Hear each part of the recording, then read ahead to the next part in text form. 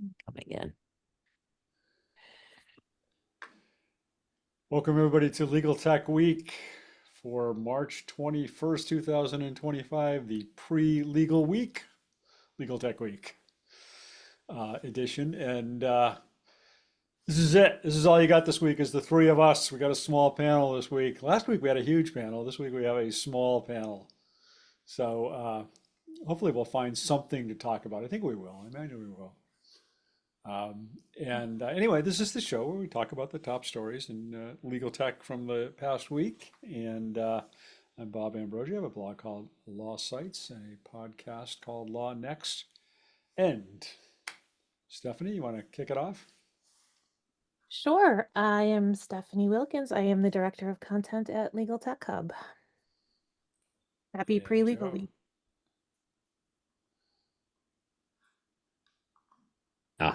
My cursor was in the chat, so that's why my temporary unmute didn't work. Hi, Joe Patrice from Above the Law and Thinking Like a Lawyer, and I am, it's just a small group. As I say, it's like Legal Tech Unplugged. We can. Even a We're small some of the group best albums. Come on, in the 90s. Yeah, That's right. very, Yeah, like very Nirvana. 90s reference. It's like we're going to be like the Nirvana Unplugged of legal tech. Yeah, There are yeah, three right? of us.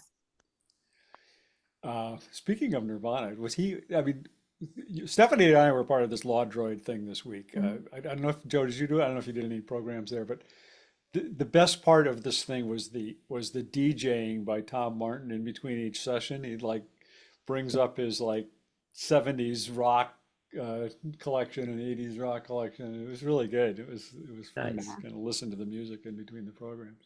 Well, yeah, and like when we were backstage waiting to go on, it was like Soundgarden, and we were like, yeah, just Yeah, Yeah, jamming there you out go. in the green room. yeah. Yeah, I didn't even realize till after the fact that my wife had signed up for that and was like watching the full day. So I came home that night, and like my wife's got the whole Law Droid conference going in our dining room. It was kind of funny. Nice. It was But fun. Fun yeah, it was panel. fun. It was fun. We just did so Stephanie and Nikki and I did a panel there on legal tech media and AI or something. Still don't actually know even what the title was, but it was a lot of fun because we just had a lot of engagement with people in the chat and just kind of talked and stuff. So in honor of that, we want to throw it out to people here today that since it's just a very small panel, if you have things you would like to ask us about or chat with us about, or even if you want to raise your hand and say something yourself, do it. This is your chance, and look forward to engaging on anything you want to talk about today. Yeah, I think You- we're also all little deer in headlights with all of the press releases coming in, and I don't even know where to start. So it is so crazy right now. I mean, I was just saying to Joe before we started recording that here it is a couple days before legal week. I honestly, I have like haven't even really looked at, I haven't even been able to read, you know, a million emails just from the last week, let alone 900 other unread emails in my inbox. no. But I mean, I have to like at some point just take time this weekend to just figure out what the heck I'm doing over the next couple of days. It's just Well, so same. chaotic. And like there's like every day things are embargoed to every different day, and that's Right. why like we were all like we don't even want to slip up and say something that maybe isn't one that's live yet because it's just so much to keep straight. There's some What are AI, the there's most some AI going on interesting out press there. Might releases? be, yeah, you might be. Well, the one story I had picked, which was this clearly, I mean, this broke earlier. It wasn't a legal week announcement, but the Cleary acquisition of Springbok, I thought was very interesting. Yeah. Because you don't see hardly ever. I mean, I dug up what I could and found like 4 or 5 other examples, maybe ever, of a law firm in the world straight up acquiring a legal tech company, not like setting up their own captive or something like that. So I thought that was super interesting. The question about that I had Hmm. was, and maybe you know the answer. I didn't see it in the initial reports I read about that, and I didn't write anything about it because I didn't have time. But what does it mean? Are they acquiring this company for the tech expertise to build things for them internally, or do they continue to operate this as a tech company that's serving external customers? No, they're bringing it in internally, and some of the quotes I saw were basically like it can help them take off the shelf solutions and modify the my brain is so dead, I don't even remember words anymore. But work with those and adapt them for internal use. So basically, the way I understand it, because one of my bigger questions was where does this sit, vis-a-vis Cleary X, which also does internal innovation. But so I think where I understand it is that currently Springbok AI, which is being completely brought internally, works exclusively with uh, Cleary lawyers, Cleary teams to do internal stuff for lawyer workflows, whereas Cleary X is external facing and it creates products going, for either Cleary's clients or Cleary X's clients, which are not all necessarily Cleary's clients. So the Springbok team is part of Cleary now. Joe, you used to work at Cleary. Shouldn't you just know this? Shouldn't I just know what's going on at a place I Yeah, worked at 2 decades ago? yeah, Yeah, exactly. no, yeah, no, I don't know, I don't know anything inside about this. I had Um, totally forgotten you worked at Cleary until I was writing about this. But no, so it's really, I mean, I don't really know what to make of it or what to expect of it because it's so rarely ever happens. I mean, cool. I mean, I'm very excited about all the different ways Cleary is pushing innovation. Um, but yeah, it was because I mean, yeah, I just did some digging. I mean, I didn't spend hours on it, but I did some digging, and it was not very many of these similar acquisitions. Let me find my article. I'll drop it in the yeah. chat. But I mean, it makes sense. If you're, it's just like if you're a legal tech company and you want to accelerate your development in a particular area, you find some other company that's already doing development work in that area and acquire them, and then you've got a head start on it. And the same with the law firms, you can find a talented group of people who are building tech you like, bring them in house, and then you've got a head start on it, I guess. And I mean, it's I'm curious. I mean, it seems like an opportunity for the other, I mean, somebody else to pick up the other law firms that Springbok had been working with because they can't work with them anymore. So that leaves Yeah, some clients up for grabs. right. Or as Horace suggests, maybe Harvey will just acquire those law firms, and then we'll have turnabout as fair play. We will all just acquire each other and it'll be one They will mess. only have to write about one company. Remember, was that ever a thing? It was much closer to that. That was one thing we were talking about on our panel earlier about how we used to have time to write about just one little feature release that came out or one thing. And like now it's just like those things get put in roundup lists and we don't even have time to write up bigger news. It's just so much news. Yeah. I mean, it sort of was a thing. I mean, again, I keep talking about the old days back when I first started talking about writing about legal tech, because it was almost 30 years ago. And it was 30 years ago. This year is my 30th year writing about legal tech. But in those days, there were like a couple of handfuls of companies that produce legal tech, if even that many. I mean, there really were just a few companies. West and then Thomson Reuters was one of them early on. Obviously, LexisNexis has been around for a long time, but there were not hundreds, if not thousands and thousands of different legal tech companies to keep up with, and therefore thousands of press releases in our inbox this week.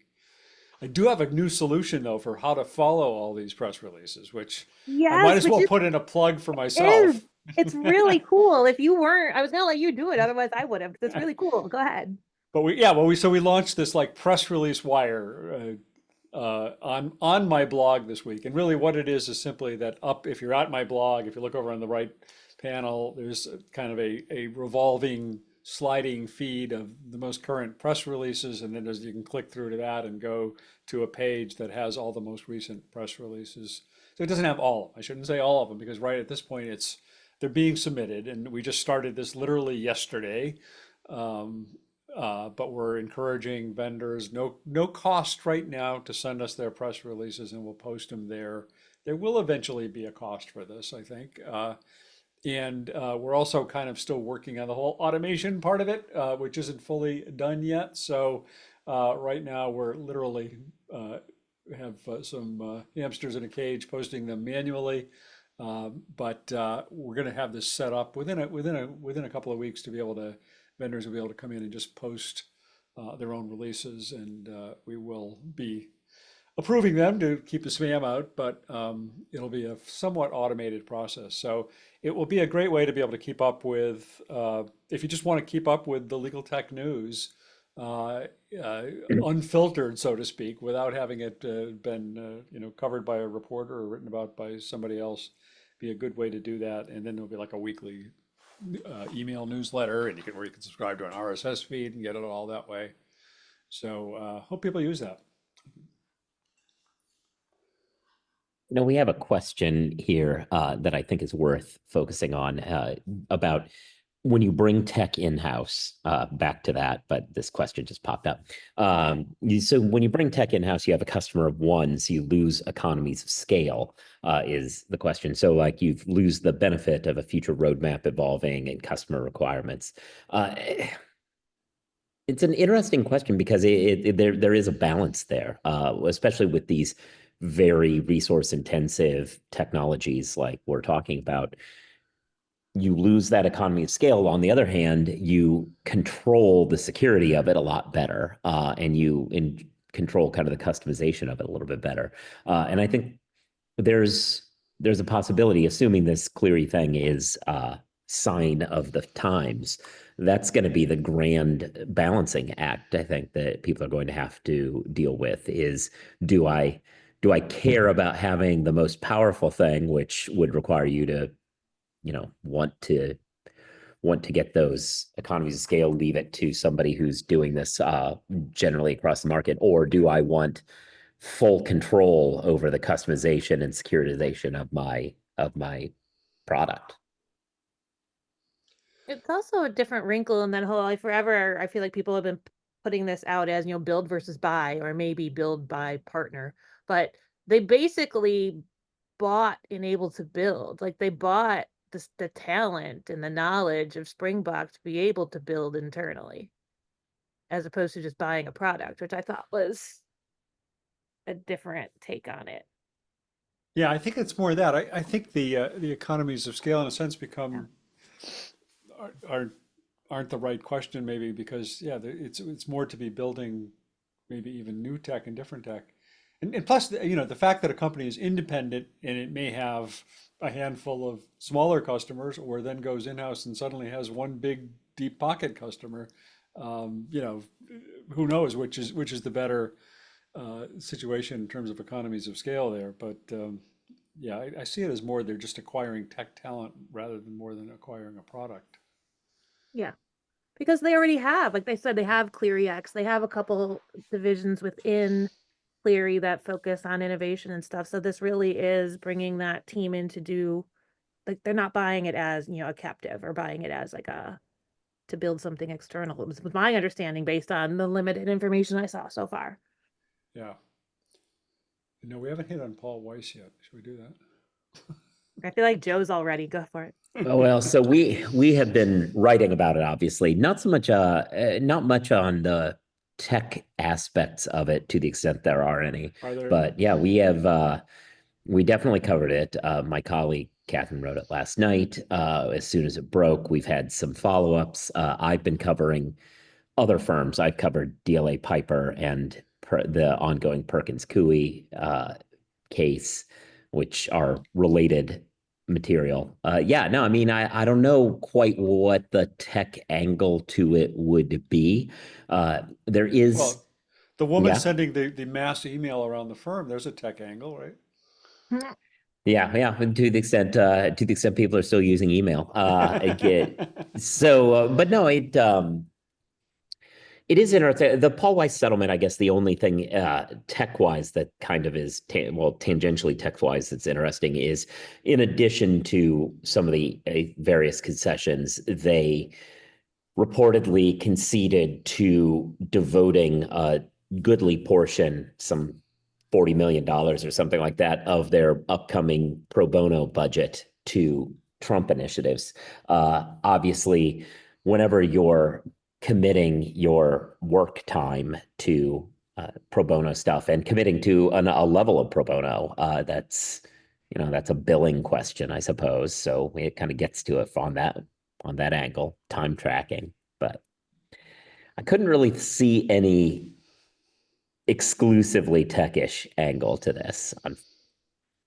As But much as we it's, want everything to be legal tech, sometimes it's not. yeah, and that's the thing. Like We had that incident a few weeks ago where we were talking about Musk initiatives, and it was a question of like, is this tech? And ultimately, the Musk stuff has become very tech based as they've, shut off Westlaw and stuff like that, and crazy things like that. But this one may legitimately be not a tech thing unless people can come up with one. Someone had asked earlier, what are the most interesting press releases we've seen so far coming out of next week? And I know that we all agree that we're probably all confused in our minds about what's embargoed to when and what can we talk about and what can't we talk about. But at the same time, I have to say that I wonder how your process is around these things, because what happens is there is such a blur of press releases coming through my inbox for the last Yeah. week that I'm not even sure I've really read any of them very carefully, so much as just look to see when are they embargoed to and when do I need to read them by and who am I Mm. meeting with relative to them and when do I have that meeting and that kind of thing. It's almost Oh, more, it's not that I'm even sort of processing what's the actual news yet. I haven't even matched them up with my meetings yet. But so I do a Tuesday column. So I had everything that was embargoed going live through Tuesday because I got it done very late, which was compounded by me taking a vacation the week before. So my watch list is stupidly long. But so I was focused on all of that to get those out, and anything after the 18th I put over here. So I knew I wouldn't include them in my newsletter and break the embargoes. And the over here is still sitting there for me to really go through. Yeah. I mean, this is a great question though, because I think there are several people in the audience who are interested in what our various processes are. Yeah. It is rough, and I have the added dimension of I don't exclusively cover tech, so I'm getting updates on internal Paul Weiss stuff going on that I have to balance between, like I'm working on that, and then I get, hey, did you know some company that would insert some cool corporate title for the company here is unveiling blah blah blah on the or has an exciting announcement on this upcoming date, which when if I do have time to open it, I will find is potentially not exciting. But yeah, no, like so my inbox is a blur of stuff coming from multiple different kinds of stories. So to focus on a tech thing is rough. And it, especially given my broader portfolio, it really does kind of need a real quick grab in the subject line that makes me want to open it up. I try to get to everything, but it's real hard. And it's especially hard right before a conference Yeah. because unfortunately, if we're good or ill, when you go to these conferences, there's somebody at the booth who probably isn't the press contact who, I need to scan your badge or whatever. And then you get on their mailing lists. So then you start getting emails and news of the upcoming conference, but it's from a salesperson who's trying to sell it to you that you don't care about because you're not buying it. And so I get a bunch of things and I go sometimes for the conferences, sometimes they're hidden enough that I go all the way through the process of starting to be like, well, here's my calendar, blah, blah, blah. And then they start being like, okay, so exactly what your budget is. And I was like, oh, no, I don't want to talk to you. I want to talk to somebody else, stuff like that. I still don't understand how you give people your calendar to choose from. I do not trust that. I get sent meeting holds for things I never agreed to in the first place as it is. Yeah. And but I think it is interesting to talk about the process because this came up in the panel that Bob and I were on with Nikki, and somebody was like, "Oh, well, so you guys have embargoes. You like?" They actually asked, "Do you find out about cool things like months in advance?" And I almost fell out of my chair because I'm like, 1 week is like a luxurious embargo. We're still getting things embargoed like now for next week, Yeah. and so I You mean, get them late in the afternoon for the next morning sometimes. yeah. Yeah. And especially in a I week where it all comes in, it's like, yeah, if that's the only big announcement you get 1 week, you're more likely to get covered. But that's why I almost think it's like everyone thinks they have to have an announcement before a conference, but I think it decreases your chances of actually getting media coverage. Like it's fine. I get it. Maybe we're not the ones they want to get all the people at the conference, and that's fine too. But if you want the media coverage, you're less likely to get it when a million other people send it at the same time. yeah. Yeah, there is something to that. If I like I either need like way in advance such that I have nothing else going on, or I'm gonna do it right at the time. That's a great point. I also think I was also going to say, now I'm kind of blanking on what the other thing I was going to say was, so never mind. So, We're all well, I was gonna, yesterday I was in my office till 6 o'clock recording a podcast. And when I got off the podcast, I noticed that there was an email that had just come in that I wanted to respond to. But I said, okay, I'm just gonna run home and I'll do it when I get home. I ran home. By the time I got home, which is like a 20-minute drive from my office, probably a half an hour total time, that email was like lost below a flood of new emails that had come in like 20 minutes. Most of them in some way related to Legal Week. And then you get the people, and we talk about this every year, but then you get the people reaching out like today for, hey, good time on your calendar to meet with me at Legal Week. I'm like, no, we don't. no, Yeah. no. Like, And you get the, and I've got, I don't know if you've gotten some of the desperate, like the phone calls and the people who are like, you haven't responded to their email, but then they start, okay, we're gonna track you down one way or another.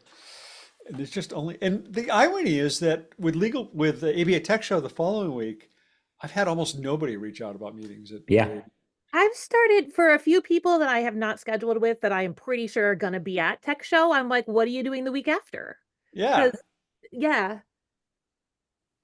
Well, like I I did. think vendors are in a weird position. I think actually usual panelist Nikki Black told me this the other day. Vendors are in a weird position because if to the extent vendors serve both constituencies, both Legal Week and ABA Tech Show, which not every vendor does, but to the extent they do, it puts them in a bind as far as what to announce, because you aren't going to announce something all new, one new thing one week and one new thing the next week. So you Are have they to not? choose, like they just I don't don't know. invent things in a week. I got one email with 2 embargoes from the same company on 2 different days next week. And they're two different things. I mean, 2 different products, 2 different days of the same conference, same uh, company. Like, same conference. Yeah. Well, okay. So that's a unique one. But if you're going to unveil new stuff, having it be like that, like a lot of the point is to make a splash at a place. And if you're making a splash at a place, then what do you do the next week? That becomes a problem. And it's a strategy problem for them. And it's a reason why it's unfortunate that ALM decided to move this thing at the same time as Tech Show. no, I was just going to say, no, Tech Show moved around also. I was just going to ask but like they've been close to each other, but have they ever been like, there's literally 6 days when one ends and the other one starts. Have they been that close before? They have been closer, and the worst was what was that year? I think there was that 1 year. Yeah, there was a year. I think it might have been three, but there was 1 year where we went to one and we were on the plane to the other on the way back. Yeah. Like it was just like a 1 day turnaround. Was it like the first year after the pandemic, maybe? Or Exactly. That's why it was first year after the pandemic, and I think for some reason I think Tech Show was first because I think we were all flying on the same plane back from Chicago together. right? Yeah. Yeah. No, I lost my train of thought. But then, so here's, so if the email says party invitation, Right. do you stop and read it? Certainly helps. No, yeah, no, I mean that definitely helps. Well, not just, the joke is that because it says party invitation, but when it is meeting based, I tend to be more interested in making sure I see what it is than just a release, because a release can cover a lot of things. A meeting, I either have to, I feel some obligation to either say I'm around or not. So that does help a little bit, but And everyone wants the same day. I mean, nobody wants to meet on Thursday. And I'm like, I'm here. If you want to meet. And that's kind of the problem. I always say the same thing. I'm always like, well, I have some time on Thursdays, but I stopped actually creating many windows on Thursday. And this might be leading into a new topic. But one problem with Thursday is, even though Thursday is still part of the conference, the Hilton's position is like, get the hell out True. from first thing in the morning. And half these people want to meet at their booths. They get there and find out that people who aren't them can't get to their booths because they're trying to kick everybody out and break everything down. So Thursday is usually a useless day because of the way in which it's been managed. Maybe that leads us to another topic. I don't know about how the Hilton handles things. Well, the the other fact that we topic is don't it's have to moving worry out of about the it Hilton. anymore. Yeah. Yeah. That was the topic I was alluding to. Yes, I was trying to I, give a softball transition. I actually didn't even know that. I Oh, heard yeah. it from Kristen Calvi, who's in our audience here I today. can confirm this as Okay. having been on the inside for extensive periods. Yes, this is the last year at our beloved Hilton for Legal Week. It is public knowledge. They just weren't publicizing it because they didn't want to do it at the time, right when they were starting to publicize Legal Week 2025 and confuse everybody. I'm also glad I don't have to be the one standing on stage to tell people this news if they don't know it yet. Yeah, starting next year, Javits Center, baby. That'll be Yeah, strange. It's been the for any Hilton New York lawyers, you can always, have right? your flashback to the bar Our exam. exam, yeah. Apparently there's a new annex to it, like a north annex, which is so a little bit separate from the massive Javits Center, but so tons of room, more room for booths, more room for cool setups, more room for things like quiet rooms and all of that. But no hotel attached. I don't know. It'll Nope. be really interesting. Which is also the same with Tech Show. Tech Show is going to be in the McCormick Conference Center this year in Chicago, rather There's 2 than hotels there though. yeah, it's hotel adjacent, or the hotels are conference center adjacent, or however that works. But still, I don't know. It's still just going to be weird being in a new place. You get so used to where these conferences happen, even though Tech Show's moved a lot more than Legal Week has. And then like the Startup Alley is going to be in the exhibit hall, which last time we tried that, it was disastrous, but hopefully it goes better this time. Oh, it is? Yeah, Mm. there's like apparently a big stage. I still, honestly, I'm like very short on details of what's happening with the Startup Alley, even though I'm running it. But my understanding is the stage is right in the exhibit hall in some way. And but I think it's a big enough stage area. There's actually like some seating um, but it butts right up against the exhibit hall. So I hope it's not like super noisy. I hope people can hear because But other. is the actual exhibit hall open? Yeah, because don't they close it and then reopen it for the reception, so it should be quiet other than Startup Alley at that time, or Right, so we bleed right yeah, into the reception. So it'll yeah, be yeah.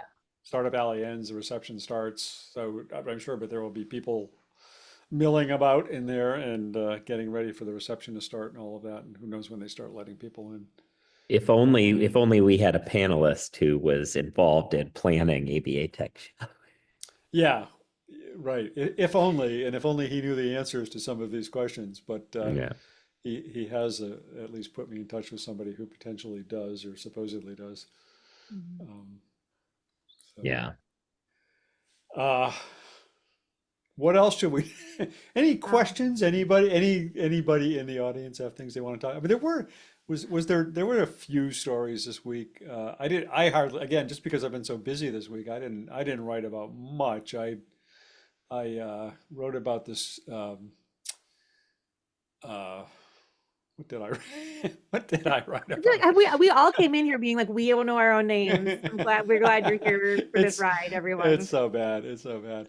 I wrote about this an Entegrata company, which I thought was actually kind of interesting for a couple of reasons. One is who their investors are. One of their big investors, they just raised, it's just a seed round, $4.5 million. But one of their investors is Andrew Siega, the founder of Relativity, who's got his own little investment group now, made up of himself and I guess some other former Relativity executives. And the Legal Tech Fund also invested in it. And I understand that if I have this right, it's one of their biggest investments ever in a single company. And the guy who's started the company is a guy named Tom Baldwin, is probably known to a lot of people on this call, who's been around the legal industry for a number of years as a chief information officer at several large firms, including Reed Smith, Shepherd Mullen, and he'd been in firemen for a while.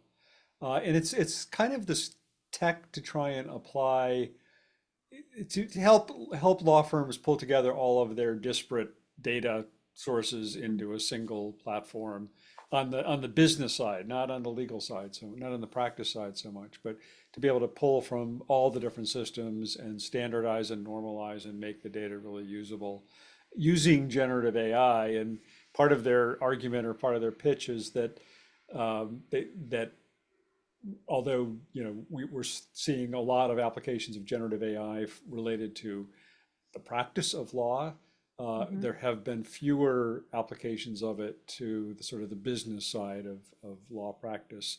And that struck me as true. I mean, you see it some applications related to like billing analysis or invoice review or that kind of thing.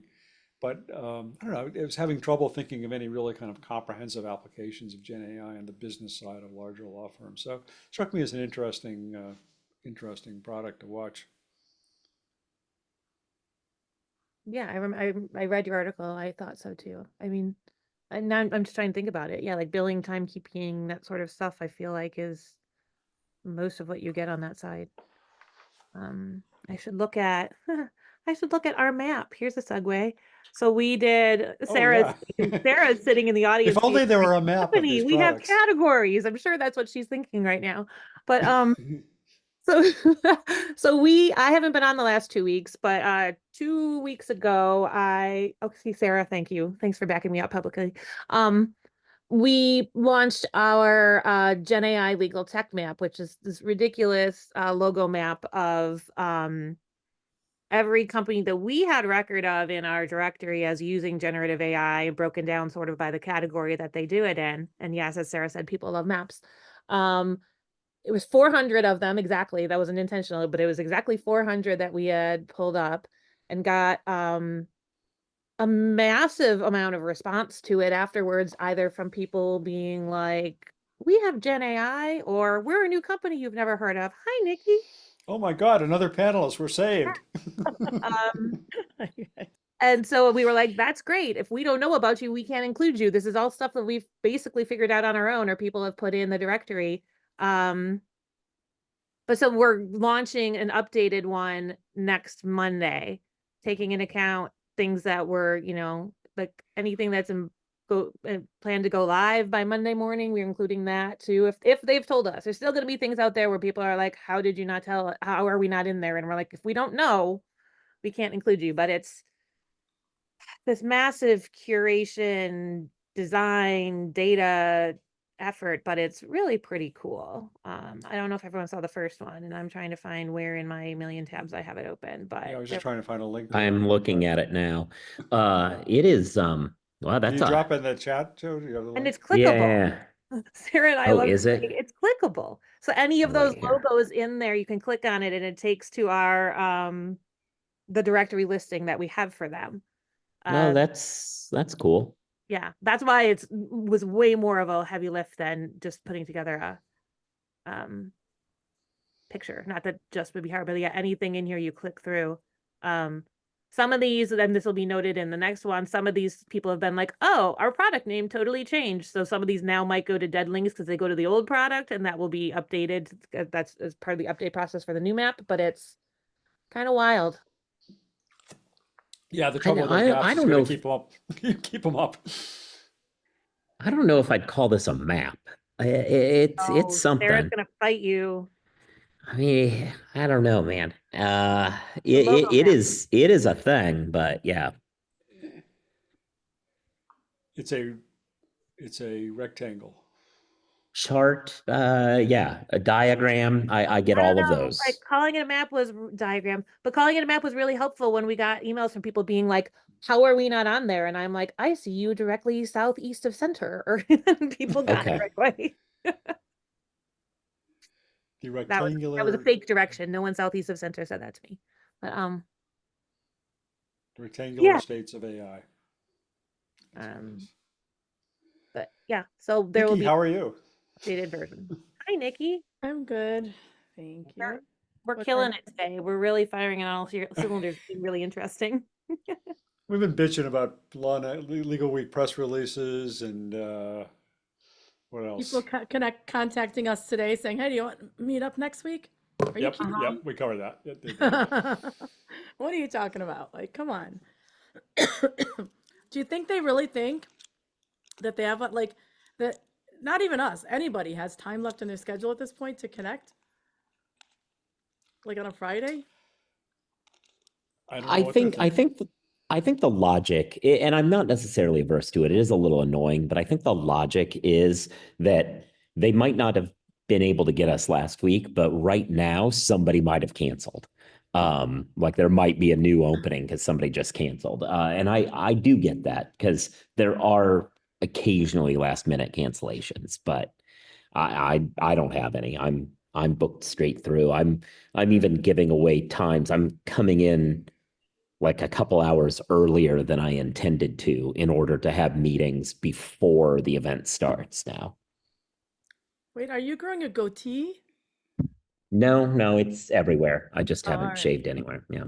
I thought maybe you were going for like a whole new look. I Would mean, be an old it, look. I have pictures of Joe from decades ago with that kind of I look. did. Yeah. Now I'm no, I'm just frazzled. All right. I see. I think I am not a very well organized person, which probably won't surprise too many people. But I often think that the people who reach out to me on Friday are like people like me who are like, oh shit, I just realized legal week is Monday and I haven't lined up anybody yet for my clients, and I better do that. And so it's 4 o'clock on Friday. I'm going to start emailing people. Some of them are I mean, like there's no other excuse for waiting till the Friday before legal week. some of them are like founders of small startups, and I feel like if that was me, I would have reached out a month ago, right? Like if you really want to get someone's attention, I don't know. But I mean, I mean, if this is their first conference circuit, they might not even know that people took meetings and suddenly they're like, oh, wait, you have meetings with people? I should do that, you know? You guys are too generous. Now I'm Well, sounding you know who I am not being generous to? The multiple people who somehow have sent things to my personal email and not my work email. And I just discovered this. I don't know how they even have my personal email. And I'm like, I'm sorry. That's nope. Did you No time. share it in between from switching from one job to the next? No, I didn't. I started the next day. Huh, interesting. Yeah. No idea. But that is one of the ways I sort of kick myself every year is because it happens every year that there are the people who know to reach out to you early and schedule time on your calendar. A lot of them are in the audience here today. And so then your calendar fills up, and then those people who are newer to the scene, who don't know how to do this, or aren't familiar with how you play the game, then they reach out, and then you don't have any more time. And honestly, I'd often rather be meeting with some of those Yeah. people I've never met with before, never talked to before, than the people I've talked to 100 times at 100 different conferences who have nothing new to tell me. Well, and I'm kind of I've booked myself so solid that I'm like one of the best companies I met recently at a conference was somebody I just happened to sit at the same lunch table with, you know? And I'm not giving myself the opportunity to do that this time because everybody wants the time and there's people I still just haven't even scheduled because I don't have time anymore. Right. I had a window that I did not leave open so I could walk the floor. I've had to give that away because of Yeah. over. Yeah. So I may or may not ever make it to the floor. I had tried to do that also. All Tried, right. the operative word. Which parties will have the best fights this year, do we think? Nice. What's like the big party this year? I feel like there used to be them in past years, and I don't know what is the big party this year. I don't know about that. I have No, a to your question, Steve Salkin, I realized on Tuesday I left myself 0 time for any meal. But yes. I have a lot of overlapping Right, the food ones. thing is a whole other issue. Getting time to eat. All I know is that stupid coffee shop in the Hilton that on day 1 last year was like, I would try to get an iced coffee. They're like, we're out of ice. I'm like, you have thousands of people here all week. Like, go buy ice. Like, what is your problem? Go to the corner store and get a bag of ice. Like, I know. what's wrong? Go buy all the ice in Midtown. Like, Right? In the more leisurely days of legal Surprising. week, vendors would take you out to lunch and you'd sit and have a nice, slow conversation and maybe a cocktail even and wander back over to the exhibit hall.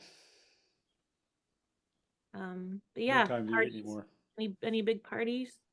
I mean, we have as a group, as a tech group, we have our like little chart I sent around, right?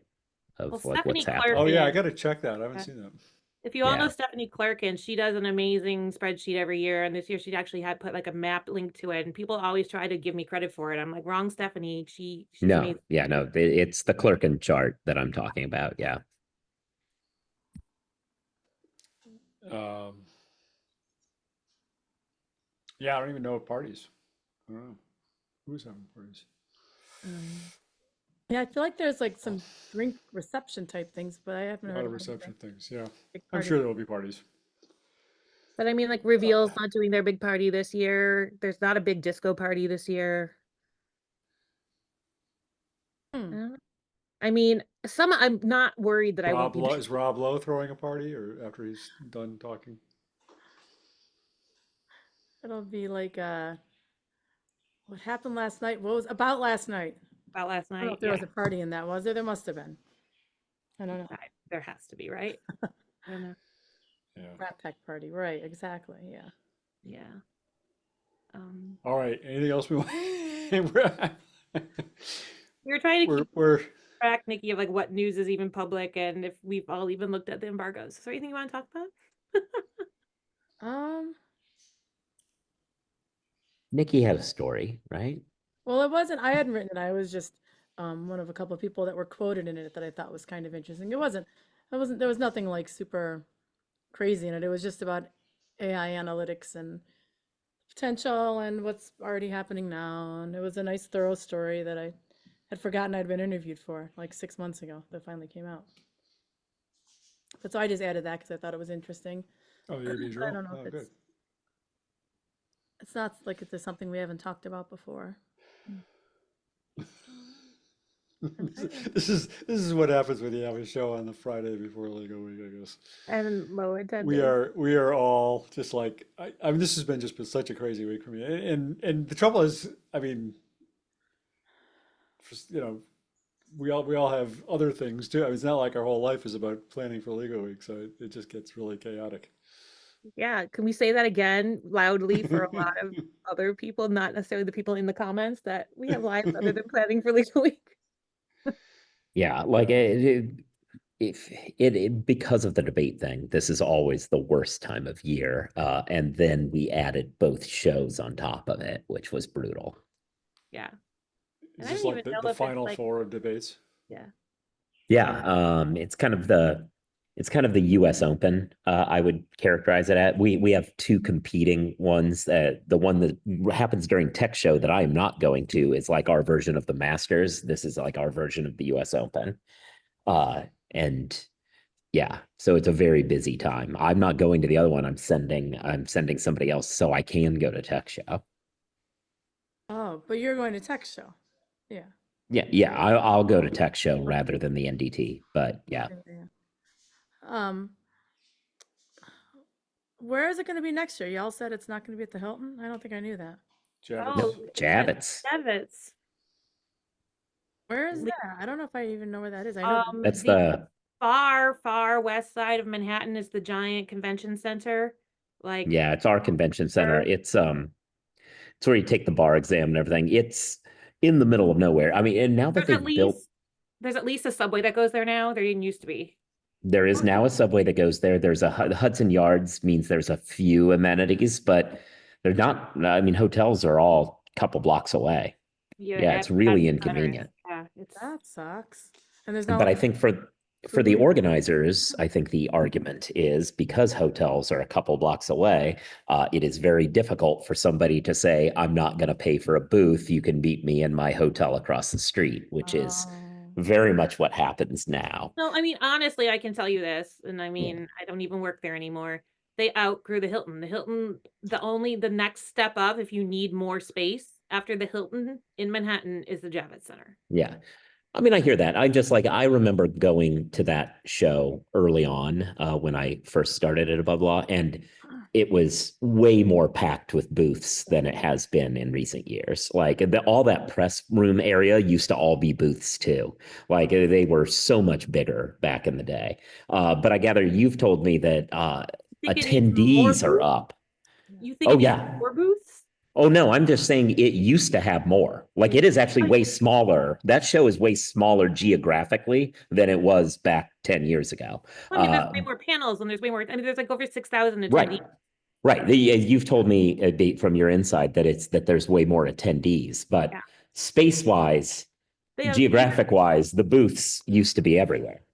even this year, they have more panels and like 65 more speakers even than last year. That's not the exact number, but something close to that. I heard like the show aspect of the show as opposed to the exhibit hall aspect of the show is growing and growing. And you're moderating one panel, right, Stephanie? I am, yes. I got pulled in to moderate a Lexus panel on Tuesday, which is probably when I was going to eat my Tuesday lunch. But There you go. Anybody else doing panels there that you want to publicize right now? no, this is so different for me than last 2 years where I was doing a million different things and like moderating every panel at the last minute if it fell through and the awards and all that. Now I'm like, I naively thought I was going to have an easy peasy little show. All right. I feel like I had some interesting things in my newsletter. Let me see what I had a good newsletter today. I don't know. I Maybe. didn't see your newsletter this week. Something else I haven't seen. Let's see. Let me see if there's anything that was super notable or worth talking about. There was a Second Circuit opinion that plain view now includes whatever iPhones can see through like tinted windows, which probably shouldn't be. It's what surprises me is that they are now, as the tech, not surprises me, what bothers me is as technology gets more and more sophisticated, they're like, someone could see it, so it's fair game. Soon we're going to be like saying, X-ray vision, the glasses in the 50s they'd have in the comic books. Yeah, it's fair that you can look and see someone's bones. It's all good. It's like fair game. And there's, I don't know. That's what kind of, I think thought was interesting is that it's all fair game now. I mean, doesn't that seem a little, just because your iPhone can now do it because the tech is so sophisticated, see through tinted windows? Yeah. Yeah. Several years ago, I attended a thing that then professor, now Dean Chemerinsky, was presenting, where he was pushing back about how we need to develop standards for expectation of privacy.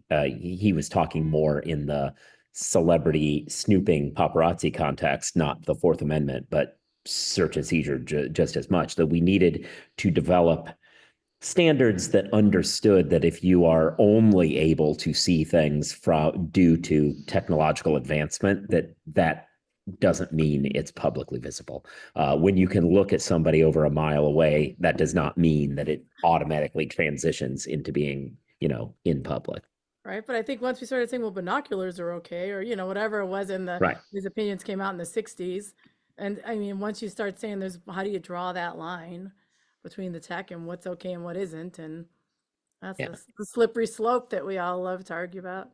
Yeah, well, something needs to be on this slope because, as you point out, this tinted windows case is deeply disturbing because it's not just going to be, you've surreptitiously seen it because an iPhone could see in it. It's going to be, let's develop technology that mimics what's out there so that we can spy.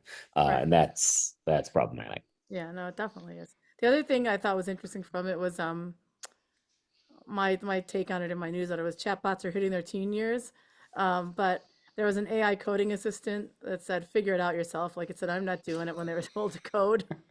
Like, you need to learn. And then there was another one where OpenAI taught its bots not to lie, and then they immediately lied about not lying and lied. But so, I just feel like this is my experience with ChatGPT sometimes is I'll be like, okay, no, like tweak that, a little bit, like that talk description or whatever, and it'll give me the exact same thing that it exactly like word for word. I'm like, no, I want you to change it and say this. It's like, okay. And then it does the exact same thing. We're like, okay, now you're being lazy. And it spits out the exact same thing and doesn't even acknowledge that I called it lazy. And And it's like same thing, like if you're doing image generation, I'm like, oh, change this to it. And we're like, here is the new image with blah, blah, blah, and says exactly what it was supposed to do to it, but it doesn't make the change at all. And I'll be like, really? Where is that? Ugh. That's my they're Dolly becoming like experience. petulant teenagers. That's what Yeah. it feels like to me. Or like petulant teenagers or 3-year-olds, depending on the day. That's my LinkedIn newsletter if anyone wants to look at it. But sometimes I feel like it's developed a personality, and it's not a very pleasant one. It's like not someone I'd want to hang out with. So teenagers is accurate. So today I learned that iPhones can see through smoke windows or whatever they call them. I didn't even know that. Soon Bob's gonna get arrested for being like a peeping Tom. I'm gonna go wander. I'm gonna go wander around the neighborhood after the show and see what I can see. I think there was some specific, I'd have to look at there was some specific piece of, it's a tech that's, I think, it's either, I don't know if it's built in, but I don't know if it's an app that you can get. Let me see. Let me look real quick. This is where I always, the details are lost on me once I write about something. The iPhone's camera has enhancements to create better, clear photos that allow the officer to effectively bypass the tint and see in the car's contents. So yeah, I think it's already built into the iPhone, and it allows you to like filter out things that are in the way, or so that you can see better what you're trying to take a picture of, except that's not what it was intended for. Clears up what it's looking at. So. All right. The Tesla really drove into a wall because it was painted like a road. Can we touch on that, please? That brings me joy somehow. I wanted to test whether it would do it, and so they painted a mural on a road, kind of like Wile E. Coyote style, to look like a road continuing, and the Tesla ran into it. And then all the Tesla fans got really angry and said it was like a, edge case, a one-time situation, and it wasn't fair to fool it. And Biden painted the wall. No doubt. I have the best time doing that newsletter, finding categories of things that amuse me, and throwing them all into one thing. But All right. Well, I think we need to go read our emails and figure out what our schedules are for next week, and even Are we figure gonna out. try to do this next Friday? We're live and haven't lost our voices and Yeah, it's like my biggest hope for next week is that I don't get sick for the week following. yeah, exactly. right, I was thinking the same thing. Um, That'd be a super spreader event. well, if we don't do next week, then because we can't do. Somebody's actually raising their hand. Is that on purpose? I Look never at know. that whether- politeness. Huh? Too Look late. at how fun that is. Too late. Oh, I just Um, raised my hand by accident. Sorry, I was trying to say who's raising their hand. No, somebody else. I thought, no? Well, No, because I the guess not. Okay. following Friday Um, we're live at Tech Show, right? We're live at Tech Show, but that's not going to be broadcast live. We're doing this panel live, and they don't have a way to broadcast it live, so we're going to. Didn't Ben do it from his camera, or did he just videotape it last time? Yeah, we probably could do we probably could stream it live just from an iPhone or something. We Yeah. just found out that we can plug into their soundboard and record the audio, but we're not going to have any video cameras there. So we'll definitely record the audio of it to put it out after the fact. But yeah, maybe we can just stream it off an iPhone or something. Is it the exact same time as this? I don't. I forget what time it is, the show. When I said Friday, I was half a That, question. I'm not Yeah. sure where we're supposed to. We'll figure that out. Friday. It's at 2 p.m. Central Chicago time? Yeah, it's the exact same Yeah, time. so it's actually the exact same time as this show. So yeah, we could actually stream it out. That's not a bad idea. That's a good idea. All right, we can try and do that. Next week, I don't care. I can do it next Friday if you want, or if you'd rather Let's recover. see how we feel. Yeah, let's see how we feel. Yeah, I feel. All right. All right. And good luck to We'll let anyone everybody trying to know. fly out of Heathrow. All right. We'll see if there are any any kind of drama like last time where people got stabbed, and see how this year goes. Right. Was that just last year? Mhm, mhm. God damn. Yeah, Stephanie was in the middle of it all. Not the stabbing, but the fallout. All right. All right. Well, thanks everybody for joining. Nikki, thanks for making the effort to come in. I know you were Yeah. Well, thanks for otherwise saving occupied for a while. our last 15 minutes when we were out of material. Making you rehash it all. We were Everyone out of else, material for the "Oh, whole that's it." time, but Yeah, I mean, I feel like people got to see the real us today. all right. Thanks a lot. See a lot of you in New York. Bye all. Have a good Bye, one. everyone.